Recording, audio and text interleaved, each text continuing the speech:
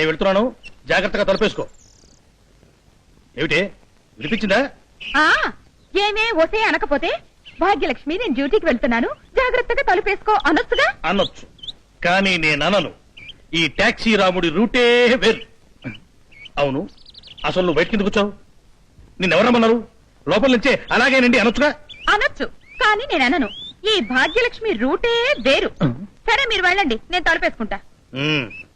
అవునండి, గోదావరి ఎక్స్ప్రెస్ ఎన్ని గంటలకండి? గోదావరి ఎక్స్ప్రెస్ దేనికి? అబ్బే ఏం లేదు, ఇందాక పాలవాడు అడిగితేలో. సరే మీరు వెళ్ళండి, నాకు పనుంది.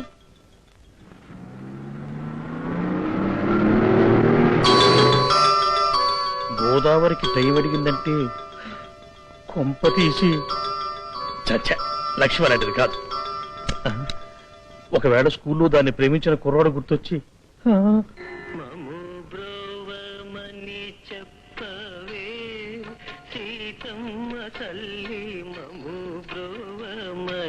చెప్పవే మము బ్రోవమని చెప్పవే సీతమ్మ తల్లి. ఆహా, వండర్ఫుల్.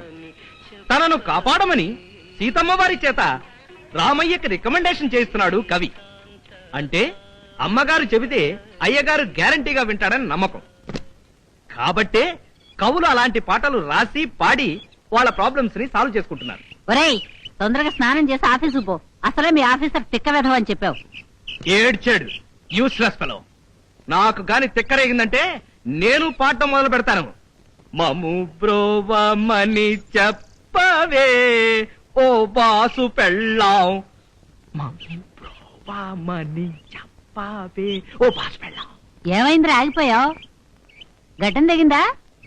ఇక్కడ నాకు గడ్డం తెగడం కాదే, అక్కడ మా బాసు పీక తెగింది. నన్ను బ్రోవమని చెప్పవే ఓ బాసు పెళ్ళాం. నన్ను బ్రోవమని చెప్పవే ఓ బాసు పెళ్ళాం. నన్ను బ్రోవమని భాగ్యలక్ష్మి నువ్వా? సారీ. అన్నిటికీ తొందరగా నీకు. కాస్త వెనక ముందు చూసుకోవద్దు. దెబ్బ తగిలిందమ్మా? లేదండి. దెబ్బ నాకు తగిలింది. భాగ్యం నువ్వురా. మళ్ళీ వస్తానండి. అలాగే. అమ్మో, నాకు ఆఫీస్ టైం అయిపోయింది. నన్ను బ్రోవమని చెప్పవే ఓ బాసు పెళ్ళాం. దేనికండి గావు కేక పెట్టి పిలిచారు? ఏం పని? ఏం పనే చెప్తా. ఆ రాంబాబు గారు నీకు డాష్ ఇచ్చాడుగా, దెబ్బలేమైనా తగిలినయేమోనని. లేదండి, అదేమిటో అస్సలు తగలేదు. అస్సలు తగలేదా? తగలేదు. కానీ నాకు తగిలిందిగా, బాగా గట్టిగా. ఇదిగో ఇక్కడ. అచ్చరే, వాడితో ఏంటి మళ్ళీ వస్తానని చెప్తున్నావు? అంటే రోజు చిచి పాడు మాటలు.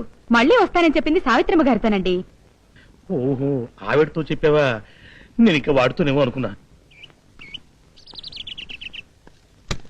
వస్తానా? త్వరగా వచ్చేయండి.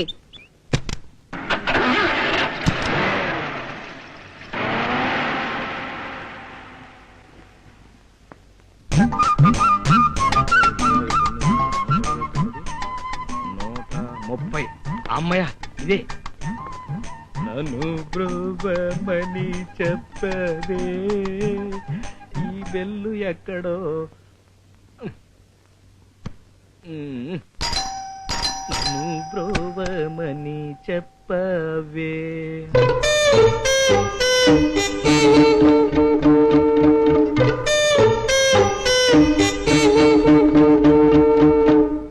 అయ్య బాబాయ్, ఫిగర్ ఏంటి ఇలాగుంది?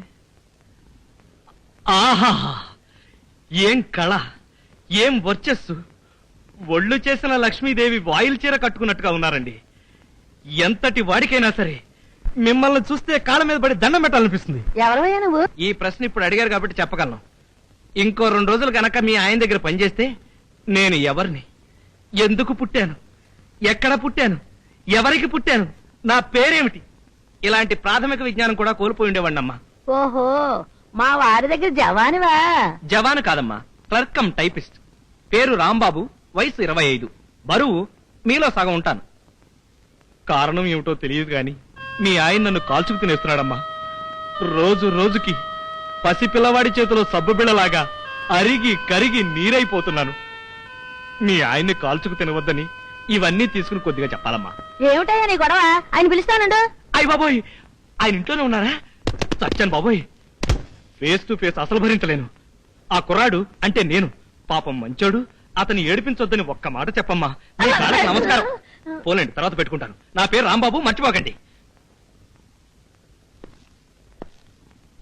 ఏంటే, ఎవరితో మాట్లాడుతున్నావు? మీ ఆఫీసులో రాంబాబు అనే కుర్రాడు పనిచేస్తున్నాడా? రాంబాబా? ఏమో నాకేం తెలుసు. ఈ స్వీట్లు పళ్ళు ఇచ్చి నీతో రికమెండేషన్ చేయమని చెప్పి ఏకరవ పెట్టి వెళ్ళాడు. నన్ను పిలవకపోయావా? వాడి సంగతి తేల్చి పారేచుండేవాడిని. సర్లే, ఆ పుట్ట తీసుకెళ్లి లోపల పెట్టు, తర్వాత చూద్దాం. నువ్వు చెప్పాలేంటి? అలవాటే కదా. ఏంటి రాంబాబు, ఏంటి మంచి హుషారు మీద ఉన్నావు? ఇవాళంతా హుషారే. రైజింగ్ జోరుగా హుషారుగా షికారు. సార్, మీరొచ్చేంతసేపు సార్? ఎప్పుడు వచ్చింది? గంటలో నిమిషాలతో సహానికి చెప్పాలా? చచ్చా, అక్కర్లేదనుకోండి. ఆపే. ఏమిటి అంతా రైజు హుషారే అంటున్నావు?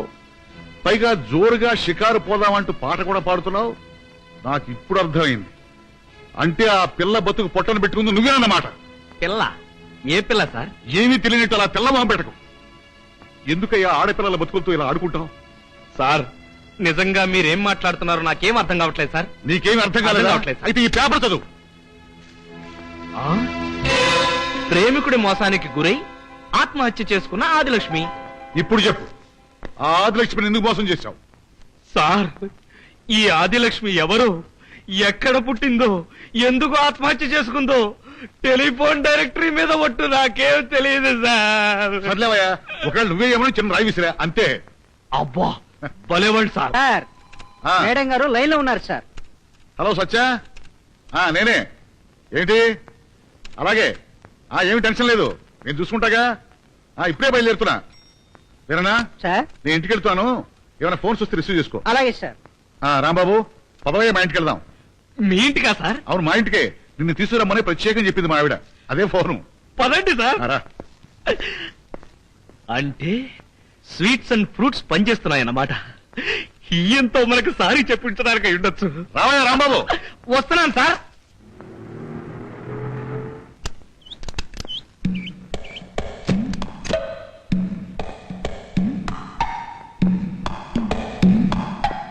సార్, సార్, అదేంటి సార్, మన ఇంటికి ఎంట్రన్స్ అది కదా? ఎంట్రన్స్ అదేంటయ్యా, మేము ఉండేది పైన.